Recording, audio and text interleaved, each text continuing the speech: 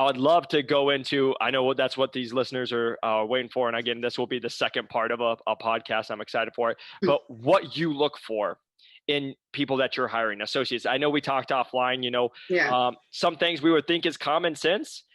You find out it's not common sense with people. Not at all.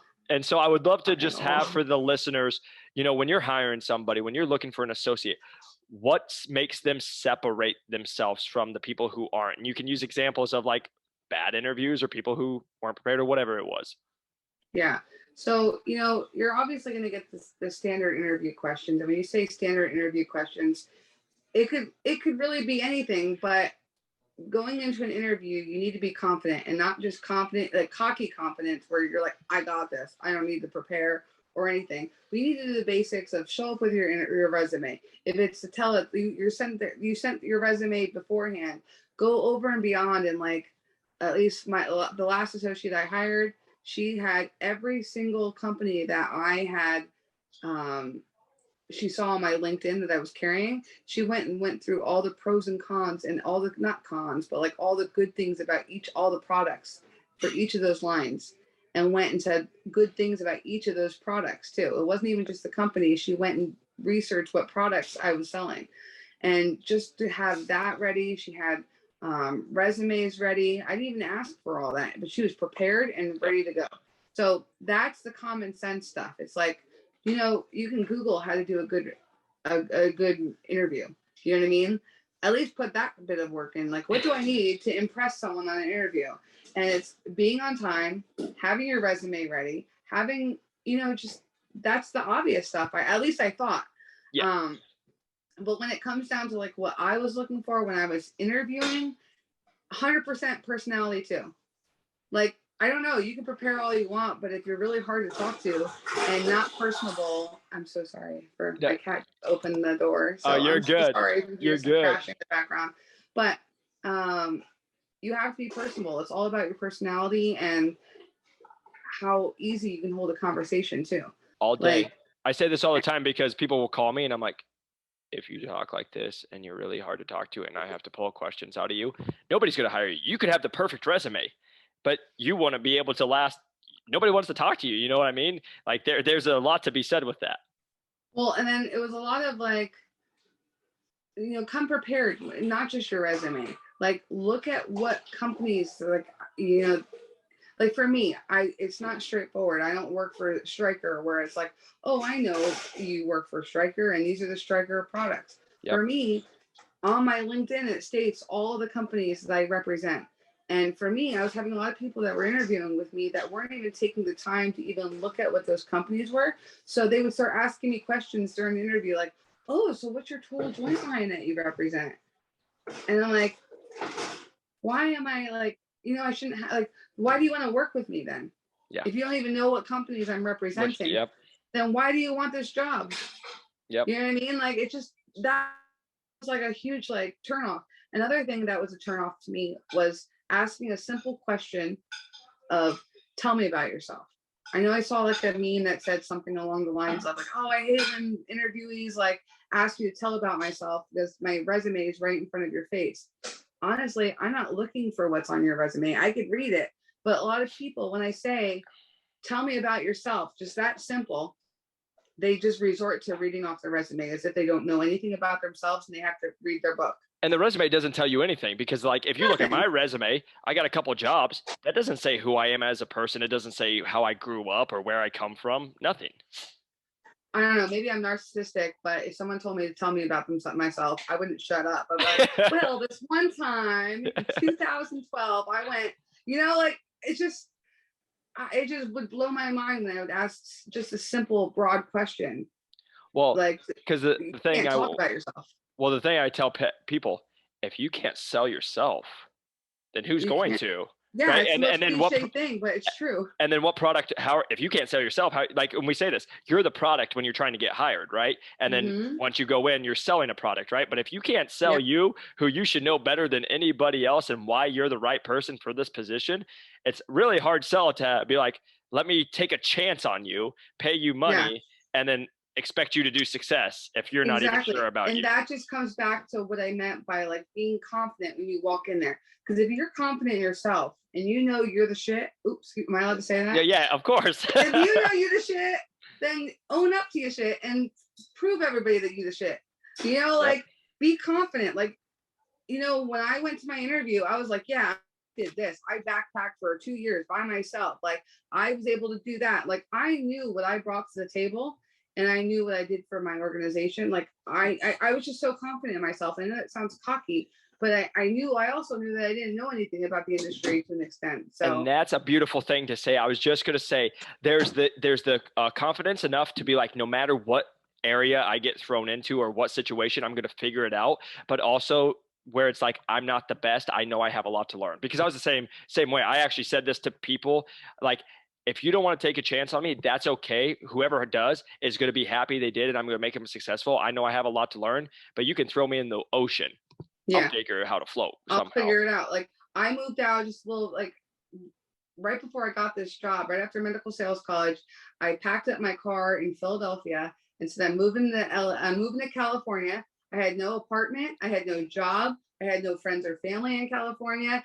I was living off of a line of credit, you know, from being unemployed, from going to the sales school. I was broke. I was so poor. I didn't even know how my car was going to make it to California. And when I sat in I got the interview with my current distributorship as I was driving out here. And he's like, all right, where are you going to live? And I was like, I don't know. I didn't even know Hollywood was in Los Angeles. Like for as much of a traveler, I didn't even I just was like, I knew that when I got to Cali, I'd either start serving tables, like find something. I knew that I was going to make it work and I was going to survive, you know, off of my line of credit. You know, I was like, I had nothing to offer, like when it came to money. And even so, I told my boss, I said, my distributor, the guy interviewing me at the time, I said, look, I have nothing when it comes to, I'm dirt poor right now. I don't know where I'm living. I don't know where I'm going to sleep tonight. I said, but I promise you, that's only going to make me work harder. Want to work harder. And he looked at me, he's like, Leah, you sold me. Like after the first interview, he offered me the job right on the spot. And usually this job is like 8 interviews long. But it was just because like, you know, I pretty much was like, I wouldn't say I was begging and pleading, like, give me the job. But I was like adamant, like I knew what I brought to the table and I proved it to him that like this, I was hungry. 100%. Do you know what I mean? I'm not telling you to go stay. I'm like, come feed me, I'm poor. But like, I don't know. It was what with your story. It's if you give me an opportunity, I don't have any other option. Like I tell people, burn the boats, right? If you don't have anything else to go back to, and you're like, I'm going to do whatever it takes, you're only going to figure out how to be successful. But I don't think you should either lie about it either, because we see right through. Oh my gosh, I was interviewing this girl. I say this all the time though, is you're selling to salespeople who do this for a living. Yes. Oh my gosh. I was like, I asked this girl during an interview, a standard interview question. The story just went from crazy to absolute nonsense in 2 seconds. My colleague and I are texting her like, do you really believe what's coming out of this girl's mouth? I was like, no, like, this is not true. Yes, my life is very like stories like that of like, this could not have happened to you, Leah. I'm like, I swear, like, it's just a story of my life. But we could read through bull crap. So don't lie in your interview. You could tell by body language. You could tell by the story to make sense. Like if anything, you're gonna end up telling on yourself in the story. 100%. Just figure it out. Like, I don't know, like, if you have to really think about a time where you were really hardworking, maybe this job is not for you. Like, I don't know. Not everybody's poor and comes from humble beginnings, and you have to say my why. But if you can't think of your why and what makes you, because like I said, this job's not for everybody. No. And I would not. Like I said, there's not many people that I would put my name on and say I recommend this person to do this job. No way. I would never do that. You guys can all call me and beg me to put stamp of approval. No way. I would never do it. I'm sorry. Even if unless I really knew you and I saw how much you guys were really trying, but it's like, I don't know. It's like there's people that hire people they know into the industry, and it's disastrous because they're like, oh, I think I know them. Then they're not working hard. And then it's like, oh, how do I fire them? And now I'm stuck with this person, or I don't know. It's just, I say this all the time. It doesn't matter if it's a relationship or anything. Anybody can fake stuff for 3 months, 6 months, a year. People can fake it the whole time. You Yeah. don't know really what you're getting, but that's when it's like, if you, that's where, again, you'll be able to tell if they're lying. Like, again, because we do this for a living, Yeah. but I just tell people, it's like, what's your real why? Because if you, like, I say this all the time when we talked about like medical sales college, who would talk about, I want a job, right? And then I have a kid call me who's an immigrant, his family immigrated. He's doing this to pay for him and his 4 other family members that are living in a 1-bedroom apartment. I'm like, that kid's gonna win all day long. Like, That's that's my all. that's That's my all I need to know. distributor. Yeah.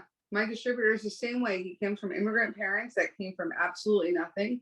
And he needed something way to support himself. And Yep. he grinded, and hearing like the older reps on my team and my boss and what it took and the sacrifice it took them to get to where they are. I don't know. It's just like you could tell, like one of my colleagues was working the morning of his wedding. My boss has missed most of his kid's life. Do I say like that's the right way? No, but they had to do what they had to do Oh, to keep the business and attain the business that they had and get to where they are. yep. And I always say like what works for them might not work for me, and vice versa. And you'll figure out your own like little situation. But until then, if you want to be successful, you have to make those sacrifices, unfortunately. And like I said, every specialty, you might not have to make that big of sacrifices, depending on the specialty that you get into. But that's just like kind of like, hey, you have to work hard. You probably have to work more than you're doing. Yeah. I'm just kidding. You have to be willing to do that. I don't know if I'm willing to do that, and I'm pretty successful. I might draw a fine line with that. But yeah, that's and another thing when it comes to like what I'm looking for, you really have to know the why. You really have to be, I have to see that they're confident, they've come prepared. They're not just like walking into the interview expecting like, all right, here I am. You know what I mean? I have to see that you want it, because this job is it. I'm constantly proving to myself and the surgeons why I'm going to be their rep and they're going to want to do business with me. Yes. I'm always selling myself, even 5 years in. Yep. And it never ends. So if you can't do the hard work in the beginning to get me to want to work with you, then all right, well, you didn't leave an impression on me, then I don't know. So I'm just, if I'm blabbing. No, I love it. I love it, Leah. And again, I know this is going to help so many people. I'm excited to make this several parts because you just went into so much detail, and people are going to be able to, again, this is what I love about this podcast. It's real. We don't sugarcoat it. It just is what it is, because I tell people all the time, I'm not doing this to like, I don't know these people. So it doesn't matter to me if you break in or don't break in. Yeah. You know, like I hope you do, because it can change your life. Yeah. But we're just here to tell you the truth. If you like it, great. If you don't, great. Like, you do whatever you want. But I just appreciate you just being as real and just sharing your journey and sharing your experience. And if people did want to reach out to you, are you okay with sharing your contact, or not contact, but like where they can find you? Yeah. Find me on LinkedIn, Leah Racz. And how do you spell your last name? R-A-C as in cat, Z as in zebra. I think there's like one other person out there but I'm sure you'll find me. Yeah. And I love it. And so everybody who's listening to this, as you guys heard, do not call her and waste her time, because she just isn't going to deal with it. Again, she's a very busy person. And I've said this for myself, but again, this is somebody who does hiring. They know what to look for. But like, if you're going to reach out and ask for her time, you guys better do a lot of research and come in, because again, there might be times she only has 10 minutes. You need to get the most out of 10 minutes, because like I've told everybody, the worst thing you can do for yourself is come unprepared. Because if you have really specific questions that are to your situation or that somebody else can help you on, that's going to give you the most out of your time with them. But also it's going to show that you do your work, and maybe that helps them remember you, you know? So again, if you're going to reach out to Leah, please come prepared. But Leah, again, thank you so much for just jumping on the podcast with us and sharing your experience. You're welcome. You're welcome. Thanks, Jacob. Thanks for having me. Yeah, appreciate you jumping on. And if you guys are watching, press that like and subscribe button. If you guys are watching on YouTube, a 5-star review helps us grow this channel. And then if you guys are interested, again, in the guide for how I got 4 job offers from top 30 companies without any previous sales experience, you can get that in the link below. New to medical device sales, also first year in. Again, we just hit quota being in, so you can see what I've done to take the lowest performing territory in the nation, and we'll probably be finishing in the top 10. But again, we Woo! still have a month to go, so we'll see where that lands. Again, that's first year. And then again, if you guys would like to be added to the email list, if you just go to New Medical Device Sales, you can put your link in. It will send you a free 30, 60, 90-day plan that you guys can use for your interviews. But again, reach out to me on New to Medical Device Sales on LinkedIn, on Instagram, Jacob McLaughlin on LinkedIn, and then all the other platforms. Again, I still jump on calls with you guys. Always happy to help, but make sure you guys come prepared. So again, Leah, thank you one more time, and appreciate you guys for listening. Peace.